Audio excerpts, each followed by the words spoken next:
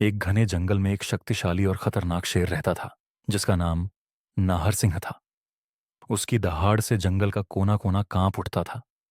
वह जंगल का राजा था और बाकी सभी जानवर उससे डरते थे। एक दिन नाहर सिंह एक बड़े पेड़ की छांव में गहरी नींद में सो रहा था। अचानक एक छोटा सा चूहा जिसका नाम मिट्ठू था खेलता कूदता वहां आ पहुंचा। वह शेर के शरीर पर चढ़कर इधर उधर दौड़ने लगा। शेर की नींद टूट गई और उसने गुस्से में अपने विशाल पंजों से चूहे को पकड़ लिया। तुच्छ जीव, तूने मेरी नींद खराब करने की हिम्मत कैसे की? शेर ने गरजते हुए कहा। बेचारा चूहा डर के मारे कांपने लगा, लेकिन उसने हिम्मत जुटाकर कहा, महाराज, कृपा करके मुझे छोड़ दीजिए। मैं जानता हूं कि मैं छोटा हूं, लेकिन एक दिन मैं आपकी मदद कर सकता हूं। शेर जोर से हंसा। तू मेरी मदद करेगा? यह मजाक से ज्यादा कुछ नहीं।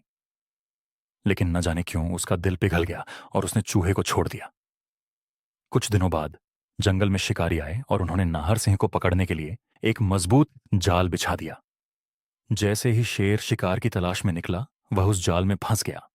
उसने पूरी ताकत लगाकर बाहर निकलने की कोशिश की, लेकिन मजबूत रस्सियों के आगे उसकी शक्ति भी बेकार थी।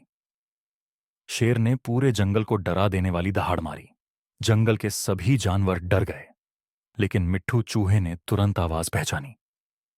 वह तेजी से दौड़ता हुआ वहां पहुंचा।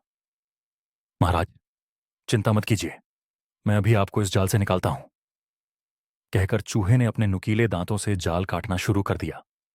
धीरे धीरे उसने रस्सियां काट डाली और कुछ ही देर में शेर आजाद हो गया। नाहर सिंह को अपनी भूल का एहसास हुआ। उसने झुककर चूहे का धन्यवाद किया और कहा, आज तुमने साबित कर दिया कि कोई भी छोटा या बड़ा नहीं होता। हौसले और बुद्धि से कोई भी महान कार्य कर सकता है। उस दिन के बाद से नाहर सिंह और मिट्ठू गहरे दोस्त बन गए। शेर ने चूहे को अपने साथ जंगल में रहने की अनुमति दी और दोनों की दोस्ती जंगल में मिसाल बन गई। शिक्षा, दया और करुणा हमेशा लौटकर आती है। कोई भी छोटा नहीं होता। हर किसी की अपनी विशेषता होती है।